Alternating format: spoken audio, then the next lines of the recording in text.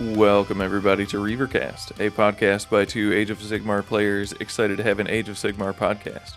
Even though at this point, it's kind of like three Age of Sigmar players. I am your host, David Ratledge, and with me, as always, is my host, Chris Tobin. Good morning. We are coming to you from the Raleigh-Durham area of North Carolina, and we are representing the Carolina Reavers, a local sports team focused on fun and community. And today we have a three-time returning guest now, Mr. Bram. How goes it? Going well, gents. Thanks for having me back on. Absolutely. We just can't get enough of you. Yeah. The non-audience once again demands your return.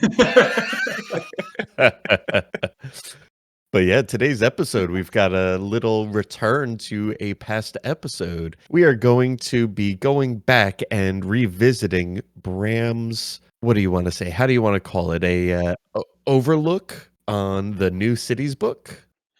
Yeah, it was, I think I titled it My City's Way Too Early Ranking Predictions was what I called it last time. So Nice. we call it that. Well, yeah, it's been a few months and we wanted to retouch and see what it has been like, if his predictions came out accurate, what units are seeing play, and what it feels like to ruin everyone's good time. Well, Dave, I can certainly speak to the latter point there. Cities, I mean, I'm sure most folks have got a game in against cities at some point now. I think most folks will realize that it's carried on the back of a few core units that are very strong, potentially just way too strong, and arguably one of the best rules in the game, which is matching your dice on charges. So it's definitely carried by that. But we'll touch on the list. I'm happy to dive straight into it if that works for you guys.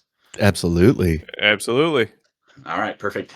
I'll kind of do a comparative and as like a kind of state of the union here. A lot of the items and rankings that I gave in the initial representation of the tier list was based on old GHB. So it wasn't the new 26-27 GHB that we're in now for Akshi. We didn't have any of the Akshi units. At the time, we also didn't have any of the Legends units or the Battle Tome supplement units. Again, arguably, one of the most broken artifacts in the game was still in the book as written, the Sphere, which is now no longer seeing play really. So that will obviously impact a lot of how I thought about the initial lists and kind of where some things jump around, but we'll touch on those as we get into them. I think some of the mainstays, again, for those who know my tier list approach at this point, it's S, A, B, C, and then F tier. And again, these tier lists are wholly my opinion and therefore correct. So we'll hop into it there. It remains true. Even when I change my own opinion. It was correct then, it's correct now. It's exactly. Yeah, you don't have any receipts that I said something different. So so for S tier, I think we keep the mainstays. The only things that have changed so that the Warforger and Cavaliers are still S tier, and not the Scourge of Axii Warforger. It's the regular one from the book. Cavaliers and Warforger still S tier. In my previous listing, I had the Fusel Major, Gate, and Gate Gargants also in S tier. I have since got a little less hot on Gate Gargants in the Fusel Major, and we can touch on that. I think primarily the Gate Gargants for me were just a little more squishy than I hoped they would be on a 3-up, 6-up. They could die pretty quickly, and as soon as you lost one of them, there wasn't a way to get it back, and you would lose half your output. And so while they did provide for a lot of tech, I thought their retreat ability or retreat mechanic was a little too limited as well to really make full use out of it. So the Gate Gargants are good, don't get me wrong. They're one of the few units that have like good flat damage in the book. But I just kind of dropped them off of the S tier. I don't think that they were as strong as I had initially kind of thought they would be. If they had shooting combat, I think they would be stronger. But unfortunately, they don't. The Fusel Major, I had him really high up in S tier. I really think he's still good. I just find that I'm often struggling to fit him into lists at 160. He's a little pricey. He's really not doing any damage. And so he really is only really giving you +1 to hit for your turns. That's like all he really does, which is good. Like, don't get me wrong, it's very strong. But with some of the other changes, for example, in kind of the meta build, if you will, which is just 20 Cavaliers, Cav Marshal, and Talia which carries cities right now, to be clear. Without that, cities would not be where it is. You can bring that and bring whatever else you want, and you have a competitive list. It doesn't really matter what else you bring because it's carried on the back of that. But for example, in most lists that are running that, you have Talia, and so the one go turn that you really need +1 to hit, you're also going to just pop the bubble for the +1 to wound. So the Fusel Major just doesn't have as much value unless you're bringing a ton of different shooting units, which is hard to do with the under order system. I've tried it a few times. It's hard to get like multiple cannons in there that really are the ones that benefit the most from the +1 to hit across the board. To get them under orders to even get the +1 to hit from the Fusel Major, it's just a little hard in practice to actually make it valuable and make it happen. So I'm drop the Fusel Major and the Gate Gargants out of S tier, put them into A tier. I still think they're very good, just not quite as high as I had them before. The things that have gotten upgraded to S tier, I have Steel Helms are in S tier, Talia in S tier, and the Hydra from the Legends supplement in S tier. If you've played against that thing, God, it's a nightmare. So so I would put the Hydra up there for sure, just from its own, like 170 for just a crazy amount of utility, great primary scoring, and it's an independent unit that doesn't need to be under orders. It's very strong. Steel Helms, Good control. tempo. Yeah. Oh yeah. Everything about it is good. Decent damage, right? Does it's an annoying mortals piece. shoots in combat. Yeah. It's very annoying. And then the Steel Helms are just such a tempo control. Like, you dictate engagements when you have Steel Helms in your list, and they're even better with Talia because she gets to do their claw steps on them. So you can just keep them safe and obscuring, claw steps them up on the opponent's turn, and then make sure they hit their counter charge after you reform with the Cavaliers to make sure your opponent's hammer isn't hitting anything. So it just gives you a lot of room to play aggressively with cities, and you're not really punished on the clapback because you have so many tricks to protect your units on the charge or when someone's charging you. And then Talia, I already mentioned, but the +1 to hit, +1 to wound once per game is just incredibly strong. She is a decent fight piece. She takes rage dice really well with her stinger for the D3+3 damage one. So that one's really strong. And she's 12-inch move, so she can get around the battle, like do stuff for you. And the claw steps obviously is a huge perk for her. So I've really enjoyed playing with Talia. She feels a little better than she did previously. But that's my S tier. Any comments on those changes? Do y'all agree with those changes? I agree with those. I think the biggest thing that I have seen in one of the dirtiest tricks is even having the Cavaliers in front of the Steel Helms. But if someone tags the Cavaliers, you can move them out of the way, countercharge the Steel Helms in, and that way you still get to protect having that taunt ability. But because you get to move the Cavaliers out of the way, because even if you're tagged, you get to charge, you get to move, it opens up that alleyway, and that's just some of the nastiest, like, it just feels bad. So things that you wouldn't think with a normal army or normal list is like, oh, well, now they're clogged up and they can't make their way through here. It's like, nope, they definitely can. I didn't think that many steps ahead. So yeah, with those sorts of things that are happening, I think S tier feels fine for all those units. And I love the Hydra. It's just such a unique war scroll that has a weird ability of just longevity, staying alive, being able to not care about being under orders, like you said, and still being able to hold its own in a fight. Like, that's super cool. Like, I'm glad people are going to be able to get to keep on using it for the next year or so, minus a little bit. But I'm sure by the end of the year, it'll be a good send-off. I just wish the attacks decreased as its heads did. Yeah. It gets missing head tokens, but it still has the same number of attacks.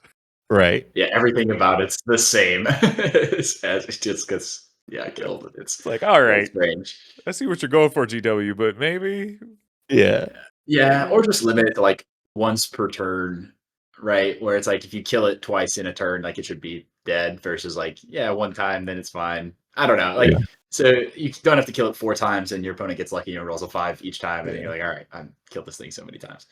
Yeah, I think that's fine. Dave, to your note, I kind of like thought about that like Cavalier Steel Helm tech as like counter screening. I don't know if that's actually a term, but that's what I'm calling it. It's where you put your hammer in front of your screen because your screen's more important than your hammer, but it only works in cities.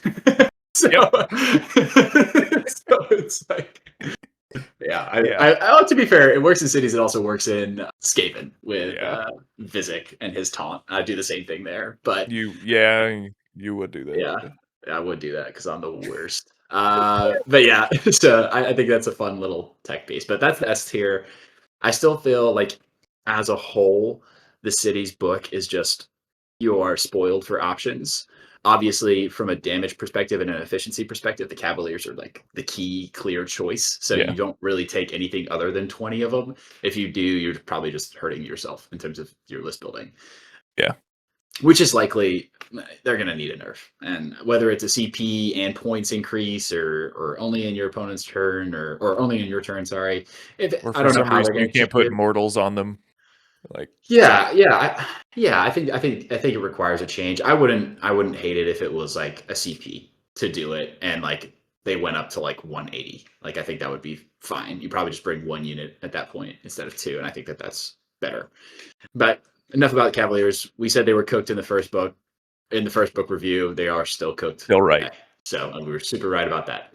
In the A tier, I think a lot of our things stay the same. I'd say the Cannonade Cog Fort is still A tier. The Pontifex, I think, is still A tier. Erasmus, I think, is A tier. Obviously, we dropped the Gargants and the Fusel Major here. There are a few folks that I think have jumped up. So Jorvan, I think I initially had him B tier. I put him up to A tier. I think he has a lot of tech, especially as we start to, what I anticipate will happen to the Cav nerfs. I anticipate that Jorvan will actually bring a lot of infantry play back into the game, because he just has that awesome strike and fade ability, has some cool tech. So I think Jorvan is interesting, and at 120 points he's just scoring tactics, especially when we think about like all the positional tactics in this game. Mm-hmm. In this new GHB, I think there's a lot of play with Jorvan. It's just about squeezing him in the list right now, and you're just not going to take him when you're running Cav builds. So I think there's opportunity there. I think Fusiliers, I totally miscalled on the Fusiliers. At first I had them in C tier. I thought they were too expensive for the damage output, but they are an incredible screen. Like, you just put them in the front line. They have shooting combat. They don't care if they're tagged. They ignore a Pippa Rend, and like, sure, they're not like blowing things up with their damage, but like, you're probably getting like 5 to 10 damage out of them in a shooting phase, and like, that's decent. Them being Ren 2, I didn't Yes. appreciate. Like, them being Ren 2 instead of damage 2, they Mhm. are more consistent damage, even though they might do less of it. And so Yeah. that, I think, Yeah. is really powerful for them.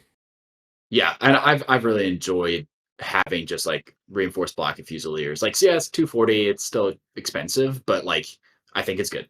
I think it's fine Yeah. as a screen, and you can just frontline them, and then you have a shooting threat range that can pick up small screens. I think I didn't really appreciate that they actually could do, especially because you have the underorder +1 to hit all the time. So they're 3s and 2s really. So they should be doing on average like 12 to 15 damage if you're actually rolling normal on a full unit. So I think they're pretty solid. I think I miscalled that the first time. The other, the big one that I really miscalled, the Cav Marshal. But I will defend myself on this. All right. Yeah. At the time of the initial recording, the biggest artifact everyone was using was the Sphere. Right, the Sphere Celestial that lets you teleport anywhere outside of one. You got to move. You got to do all this stuff, which was still good with the Cav Marshal. But the Cav Marshal didn't do any damage. Without the Last Blade of Emberguard, the Cav Marshal does not do much. Now, with the Last Blade of Emberguard, it is very good. it can be swingy still, but it can smack. And the fact that you're constantly running him, potentially with Stentorian General for the -1 to ward, which is very strong as well, Yeah. with your 2 blocks of Cav, right? I would say if you're having 2 blocks of Cav, you kind of want this guy. You're getting your extra pylon, which can be strong, especially after you've done your countercharge thing, and you get to pull the Cav Marshal with you to do that. There's a lot of use cases where I've found the Cav Marshal is actually very helpful. He is, he can die. So I think part of the reason I had him low was you didn't want to use him in the last GHB as like this go forward and be by himself piece, because Master was a battle tactic that everyone took. So you just be feeding your opponent a hero for no reason. And primaries were less important to score in the last GHB because you could hold 2 and you'd probably be fine. That's not the case now. And so like, he is a fast piece that can get primary, that can hit places of power, that can stay near your Cav, be protected, buff your team up, and smack pretty hard. but you have to be using the last blade, I think, to get the most out of them. So yes, but luckily, obviously, our other artifacts are not that good anymore. Not comparatively to the value you bring here, especially when you're bringing 20 cav. So I think the cav marshal deserves a spot in A tier, and I think he's doing a good job up there. Just a small thing there for those not super versed in the city's artifacts. The Last Blade of Emberguard, it gives you +2 attacks to the attacks characteristic of a weapon, but not just that, the rend as well. So you're taking your charge +1 damage, 5 attacks up to 7 attacks, rend 1, damage 2 to rend 2, damage 2. So he definitely can put a little bit of a punishment in there. It's actually rend 3, damage 3, because it's +2 rend to his existing rend. So he's rend 3 and damage 3 when he's charging. So he can, I mean, I played him into Karazai today. He almost picked him up in one go.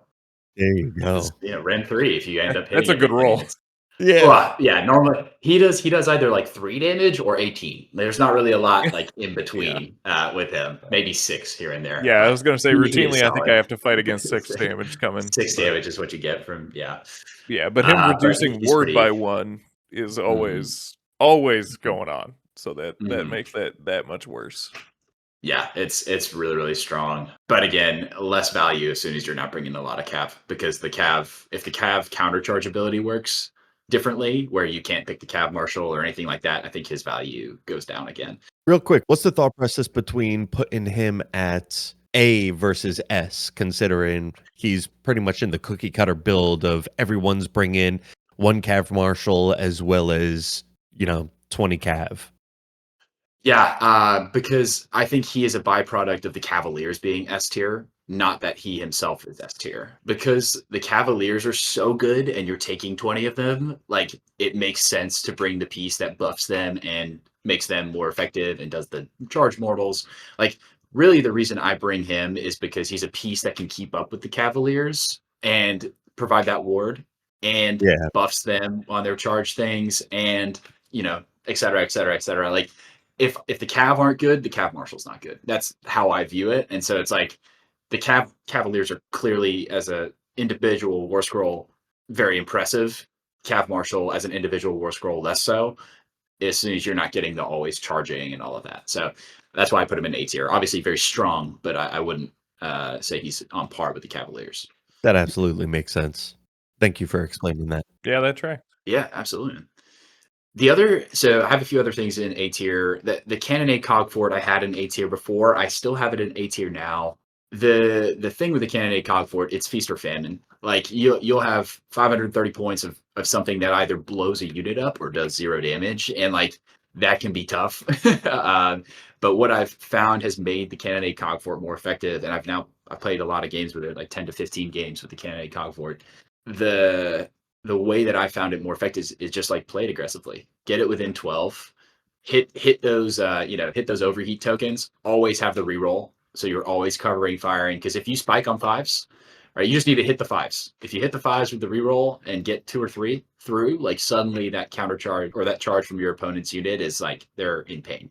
I've won a few games against Sylvaneth where like Kurnoth tried to charge me, I just counter fired, I hit everything, and I killed the unit. Like it was disgusting, and like but you'll also have it in your turn where you all out attack it, you're on 3s and 2s and you'll miss everything. Like that'll happen as well, and you just have to be okay with that. Yeah. So it's feast or famine with the Cannonade Cogfort. The thing that I love about it that keeps it an A tier for me is that it can win you ranged matchups. So if you get into a very shooting heavy list, like this is hard to pick up from just like your opponent shooting. And if they are in range of it is in range of them because it has like a 30-inch threat range with its big cannon. So it can just give that presence on the board where your opponent has to constantly be thinking about, oh man, I could get blown up for 16 damage off a God Cannon at any point. It also makes them think about positioning because the mortals, the splash mortals, and this is where I've really found value in it, is for blazing, you have to do damage across multiple phases.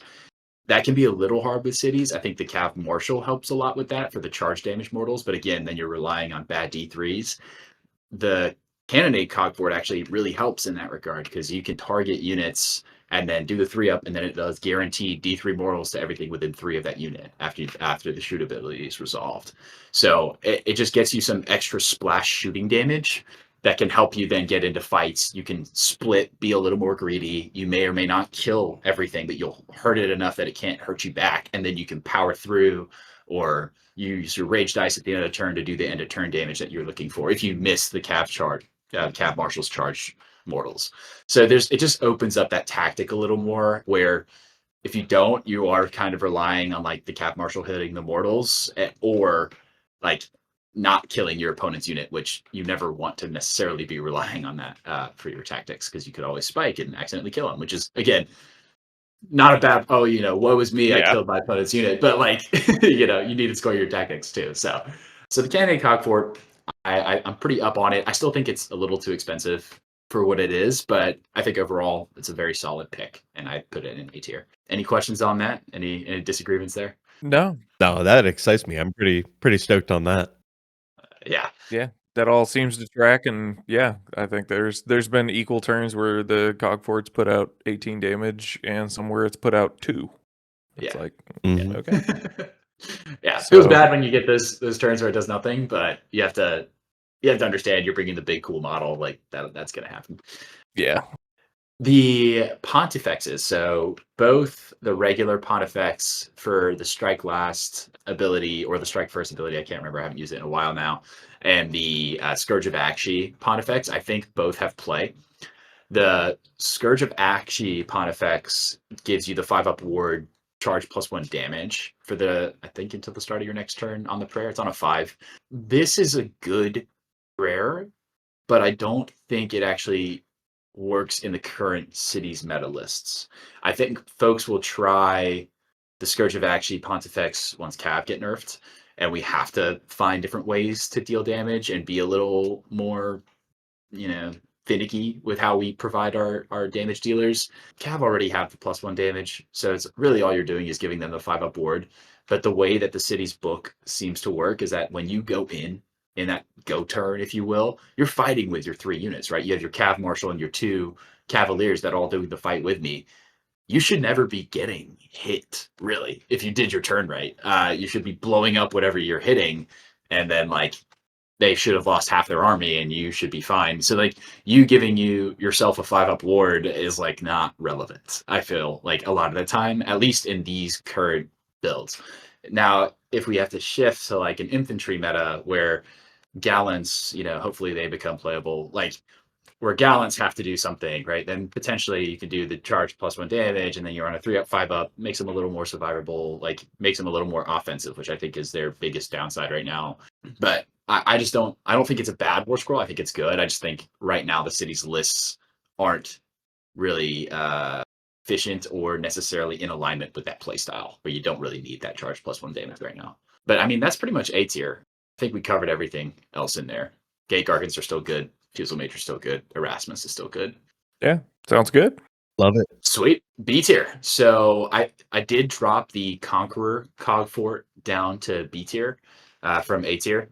With the change to the Gallants and how they work, that was like the one trick pony you had with the Conqueror Cogfort that could do damage. Now it's just a little bit overpriced for what it's doing. You probably bring Dravan. I haven't seen it once. You've probably never seen it. Yeah, yep. It's just too overpriced. It doesn't do enough damage off its shooting. You probably bring like Dravan and get like Grenadiers in there, but like it's like fine. You're spending way too much points for that one package that does nothing after it's delivered its units.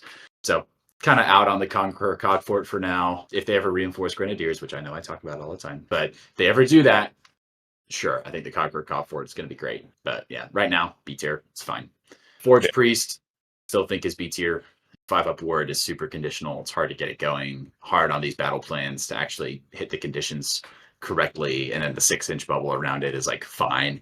You could probably find a way to make it work with Fusiliers, but it's just too limiting in terms of your movement. I just don't think he's really worth it at his points value. Callus and Toll and the companions, B tier, they're fine. They could be tactics goers or one of your few like deep strike options. The biggest problem I'm having with cities and deep strike in general, and we'll see this with Motor Core and why I dropped them down as well. when you deep strike, you don't get to be under orders, which makes sense because if you could, it would be cooked. Like it'd be way too strong. But you're also like now way out of position, right? Like if unless you have all three of your units with the Wilder Core and they're all staying exactly where they are and they're exactly where they were after the next turn after they've deep striked, then you could put them under orders, sure. But like, is that worth it? Are you it's like a third of your army that you've deep striked and done nothing with for 2 turns, right? Like I don't think that's that good. So that's kind of my issue with them. Their damage is worse. They're just better in the Regiment of Renown than they are in the army now, which is unfortunate. So not great. Yeah. But fine as they are. Again, I think I've run into them a few times, and yeah, like they're just a little neutered. Yeah, and without the 6-inch deep strike, you really you have it kind of, but like not really, and like you don't get it consistently. And now that the terrain rule, you can't charge terrain anymore. You can't take advantage of your opponent's misplays there. So it's like you're not getting the efficiency out of them that you used to get. Yeah. The Great Cannon I had in A, I dropped it down, I believe. I think I had it. Yeah, I had an A before. I dropped it down to B tier. I kind of missed this in our initial review, but it's only 6 health. Ooh. And that was surprising to me. It used to be 8 on the 4-up where it would like ignore a Ren, so it could be a little more survivable. Like granted it was 2 attacks, now it has 3, but I don't know. It's like 140 points, 130 points or something like that. Like it's still pretty pricey. Like you could get a unit of Grenadiers for that probably do more damage on average. Like, yes, it could spike, but it's slow. Yes, it has some utility, and I still think it's fine. But because you can't spam them the way that the army list is built, like you couldn't bring 5 because you wouldn't have them under orders, and then they'd be super inefficient across the board. Like it makes them individually worse as a shooting unit. And I think you have other shooting units that are just better and more consistent in terms of getting some damage out. So I put the Great Cannon in B tier. The Grenadiers, I initially had them in C tier because you couldn't reinforce them. I still think that's a travesty, but I think my overall take on Grenadiers is up, mainly because of tactics this season. I think it made sense for them to be C tier based on what the last season's battle plans and tactics were, but this season there's so much more positional need. They don't really need to be under orders.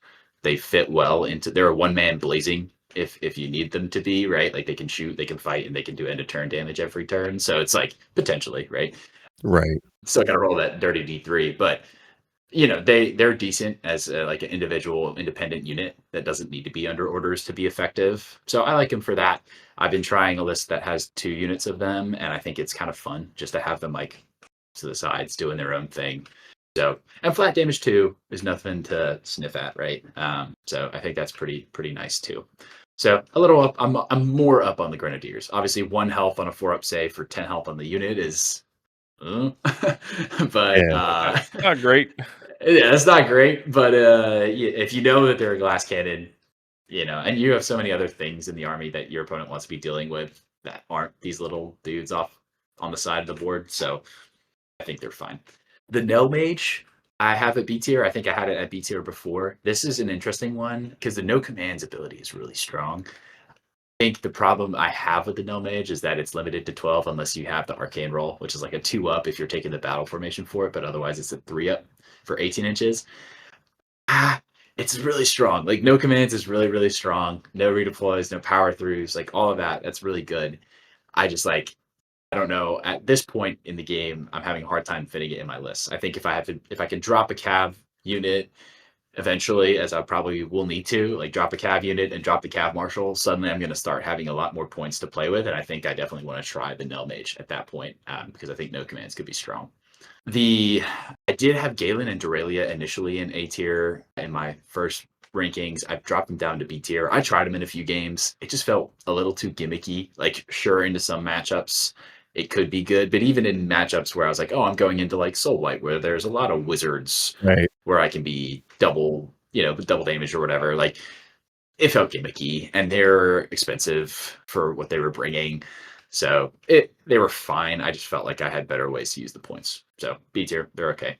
Absolutely. I did adjust my command core ranking as a whole. I still think adjutants are bad.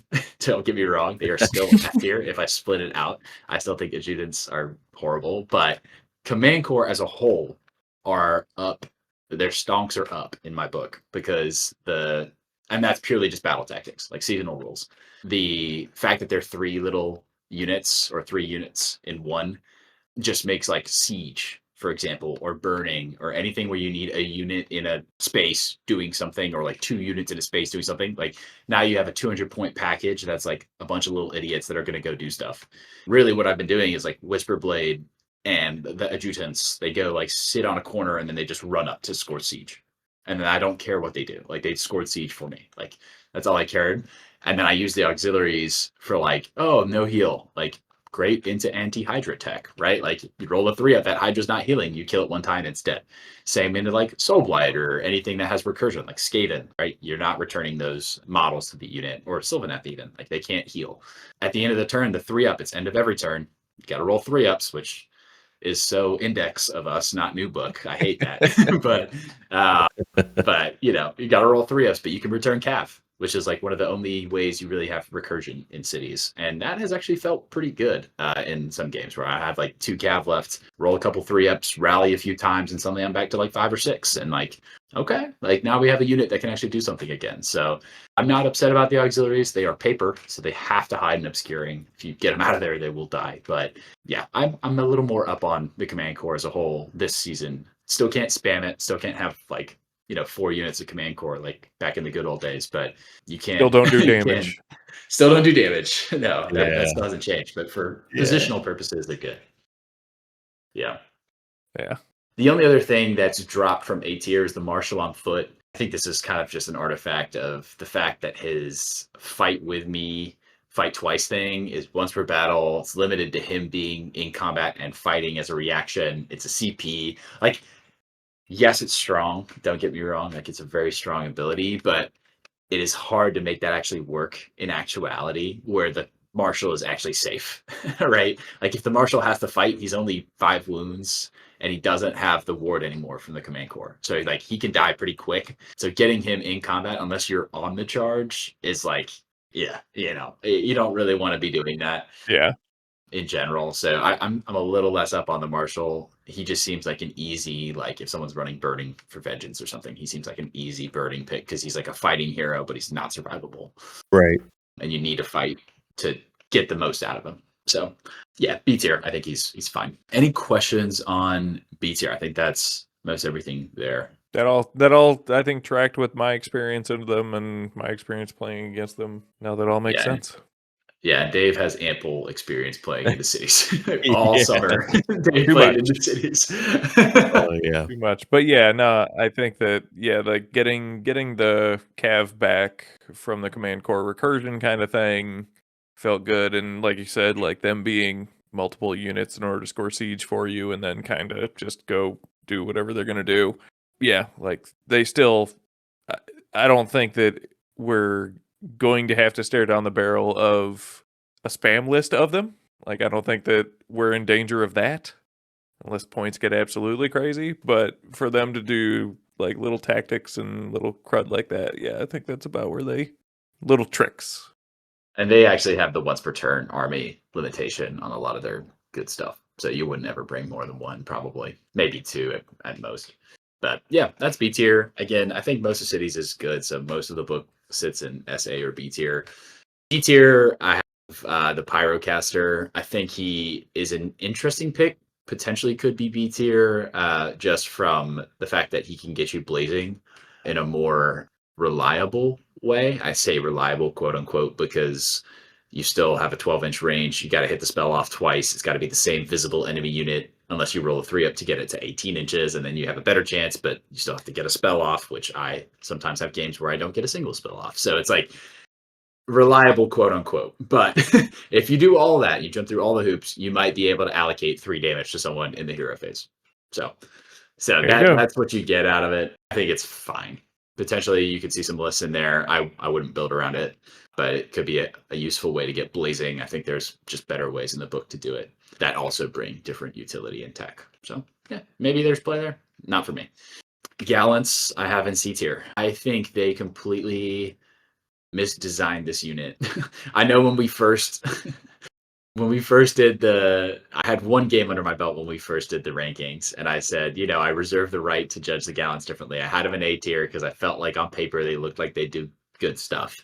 We talked about the low wound count on a 3-up, that they're essentially Vindicators. They probably still die, so they're not a anvil in any way. But now they've also lost their hammer piece, so they don't interact with the Conqueror Cogfort the way that they could before. You can't really charge them because they do nothing. Their rend doesn't affect their rend ability doesn't affect their own weapons. So you get charged, and you're 2 health, 3-up save, 10 guys with like 3 attacks, same profile as Cavaliers, but now you're just damaged to only if you get charged. And it's like, okay, like why wouldn't I just take Cavaliers for 20 points more and have 10-inch move, 30 health, more damage all the time, and horsey attacks, and all the all this whatever. Like it's just such a miss on the War Scroll for me. And obviously comparing to Cavaliers is like a little silly because they're stupid cheap. But yeah, I just think the War Scroll itself, I think they can fix it. They can fix it in one easy trick that GW will hate to hear. One easy trick. make him make him damage 2. Just make him flat damage 2. And give them the extra damage if they're charged. Sure, then they're damage 3. And then that is a playable unit. Like then that's spicy, right? You still have something of a infantry hammer. Still not as good as Cav on the charge, right? And that makes sense. They're infantry hammers. But like they can actually charge now and still reasonably be expected to hit something hard. But now they are that piece of like, oh, you don't want to charge these guys because they can smack, right? And they're still an infantry unit. And I think as soon as you do that, you open up the infantry part of this book. Because I think right now no one is playing infantry in cities because Gallants suck. But if you did, suddenly Talia's claw steps become really useful. Suddenly the battle formation for the swift movement, where if you're holding your territory, you can move 6, becomes really cool. Like all of these things become playable now as soon as you have an infantry hammer, which we don't really have in current state because Gallants can't be, or because Grenadiers can't be reinforced and Gallants can't charge.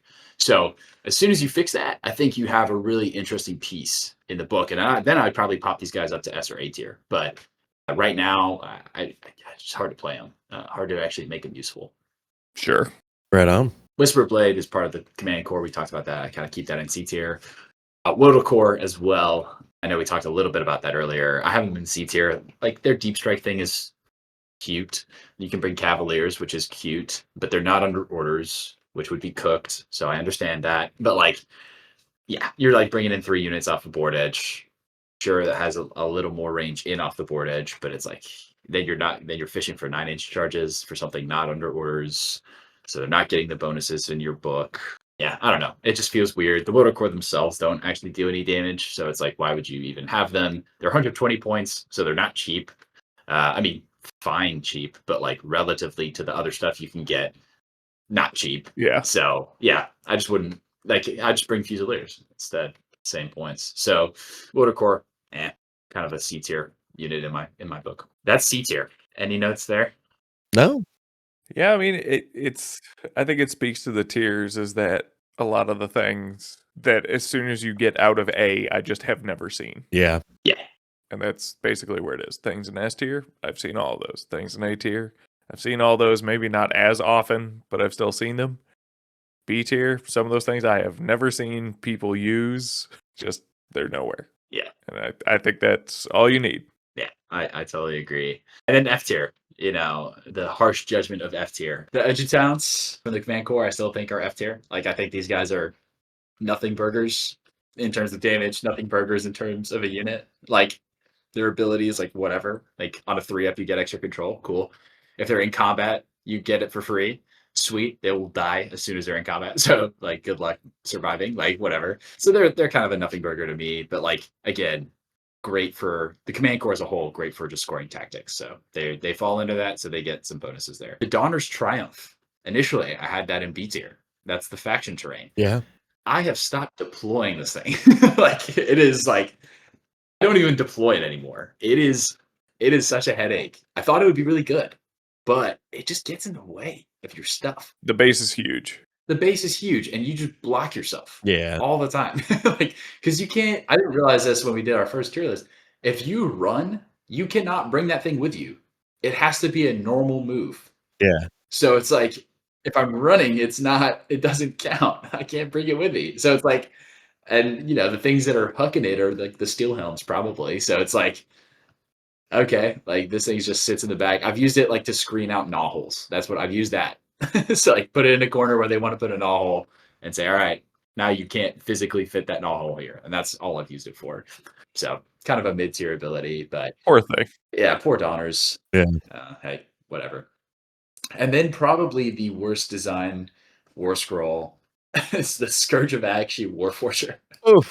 to bookend both the best scroll in the entire book with now the worst scroll also in the entire book being the same unit. I don't even know what it is. Yeah, I mean the Alchemy Warforger, I don't know what they were thinking with this guy. Like you spend a rage dice. If your opponent's is lower than yours, they increase their fury level. Otherwise, it's a 3-up, right? And then until start your next turn, you add 1 to casting rolls for cities units. It's like, fine. It's like, fine. Why would I ever bring this over the other Warforger? That gives me crit mortals on a 3-up and lets me cast other spells. Yeah. I also have a +1 to cast Artifact if I really want that I get for free without a 3-up. So it's like I don't know why I would ever use this guy, right? Like, and especially because it precludes you from using the good one, right? Are his points like heavily discounted? I don't think so. I think he's the same points. At least I haven't checked that, but double check Okay. on that one. But I believe he's the same points. He is. He's 30 points cheaper. Oh, he's 30 points cheaper. So he's 100 points. Yeah. Okay. Still, like, why would you do that? Like, yeah. Definitely not worth it over the maybe crit mortals go turn. Like, Yeah. yeah. That's devastating to sit through. So yeah. Yeah, I just, again, if the Cav lists change, I still, even then, you still want the mortals. Like the chance for the 3-up mortals is just so much better than getting +1 to cast, because like your spells are good, but if you want better cast, you can take the artifacts. If you're really leaning into like arcane manipulation, which this is not that, by the way, this is not an arcane manipulation roll, so it doesn't even benefit from your battle formation for the wizard boys, right? Like, so this is totally different. It's, I don't know. I'm super out on it from a Scourge of Actually War Scroll perspective. I think it's a miss. Range is only wholly within 6 inches. He's got to be like standing next to the dude that he's trying to like help out. Exactly. You got to be on top of one another. Yeah, it's like what? Wolf. Yeah, Woof. it's not great. So yeah, I'm super out on him. Super F tier for me. But yeah, I mean that's the tier list. That's the units, guys. I think a few shifts. I think a few surprises as the season went on. I think the GHB was probably the biggest change in terms of how I thought about units. Obviously, the change to the sphere celestial was a big one as well, but I think those two things really shifted how I think about a lot of the units in the book, and really was ultimately the source for moving up or down. Yeah. The sphere went from I saw everyone use it in every game to I never saw it again. Yeah. Which makes sense. Everybody transitioned from sphere to juiced Cav Marshall. Yeah. Absolutely. Now he's the only thing I've seen. So. Our poor beloved leader. He's gone. How bad do your Cav units have to get before you completely cut them? Or will you always still just take some for scoring tactics? I think if they kept War Scroll and didn't touch the War Scroll and made points 200, I would probably still try to fit 20. That's how good they are. Yahoo. If they did the points increase, and I mean, Dawn Riders got hit with that nerf, and I think they were way worse than these guys. So, like if they did the nerf to the rules as well, where it's like, hey, it's like only in your turn, or it's a CP, Right. and they did the points increase, then I would be a little less. That'll probably just drop to 1. I think I'm gonna probably stick with at least 1 reinforced unit in my list, no matter what, because they are just such a big threat piece, and their damage is great. But if they really like fundamentally alter, and we don't know what that could look like, right? Like they fundamentally alter how that unit functions and works, like I think even if they change the rule that you can't actually use the charge ability, like if it's just like counts as charge, kind of how it was with the Scourge of Garan Cavaliers, where you don't actually move, I think suddenly it's way They're worse. so much worse. Yeah, I agree. That's so much worse. And then I probably definitely wouldn't be playing 20, maybe not even 10. Like if they can't move in that move, Right. then it's a lot worse because they're way less survivable than old cities was. So if you don't get it, like, yeah, they're kind of cooked. You and your 3-up, 5-up. Oh, I do miss that. I miss that a lot. I miss the ward. Sure you do. Yes, You wouldn't of give it up course for I a do. second if No, you got to no. keep your weird charge. That's You true. ain't gonna That's true. you'd be like, No, you're right. The charge rule, that and Marathi might be the most cooked rules in the game. It's like Marathi's like recursion rules and the can't be seen outside of 9 combination with City's charge matching dice. Yeah. It's just ridiculous how consistent you are on charges now. Oh, it's like my opponents be like, I cannot put myself within 12 inches because I will spend the 2 CP because I have like a 30% charge, like 30% chance to hit it, and if I do, you're cooked. like that's tough. So yeah, it's hard to play around. Yeah. All right. Well, your Cav is still too stupid cheap. Yep. Your Gallant's judgment no longer postponed. No. Got one more question for you. Chad had a very interesting comment in his episode about your cities book. Do you have anything to fire back at the man and his Slanesh? Well, all I can say is that when we played in the GT, I had an awesome list name where I teched directly into Chad because of his commentary. Yep. And I think it went well for the Cities boys in the GT. So if he wants to say anything back, I'll let my dice and my game do the talking. First podcast call out. That's Yeah. right. I So gotta get a little Talking shit. fire stoked. Well, All right. I look forward to podcasting live from the gaming table when you guys have your grudge match. Woo! Yes. Yeah. It'll be Yeah, good. that'll Well, be he's great. moved on to Zeech now, so He'll be back. he'll be back to his little creeps. Yeah. Yeah. Well, Bram, thank you again for joining us, setting the record straight, and talking us through kind of the new cities and how it's all going. I am sure that the people listening, if they've experienced cities on their own side of the table, they know exactly what you just said and have their own feelings about it and have lived Yeah. it well. Yeah. Anytime I've ever been witness to somebody's first game into cities, there's just a lot of oh, you could do what? Oh, you don't even have to. There's just a lot of like disbelief. Yeah. Of like, oh, all 3 of those guys get to fight? Yeah. I mean, I think is playing this? cities is just like it's the ultimate like like I stop you having fun experience. Like, oh, you want to go first? Well, actually, pause. I have started the battle round stuff, so I got to do my things first before you even start your turn. So it's like, and it just feels like that through every phase. It's like, oh, you charged. You have combat abilities. Okay, I have 5, so let me go ahead and do those. It's like, all right, dude. I'm doing more talking in your turn than you are in your turn. So it's super fun, engaging experience. It's super great to watch the game be played at you. Yes, exactly. Yeah. But anyway, thank you again for coming in, setting the record straight, talking through us again. And we will hopefully either have a different guest or maybe not you next time. But it's always great to see you. That's all right. I've overstayed my welcome. Thanks for having me, fellas. Appreciate it. Great to have you. Great to have you. And for all you listeners out there, thank you as always for listening and subscribing. And we will see you next time.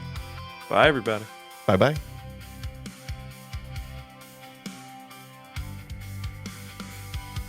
Reavercast.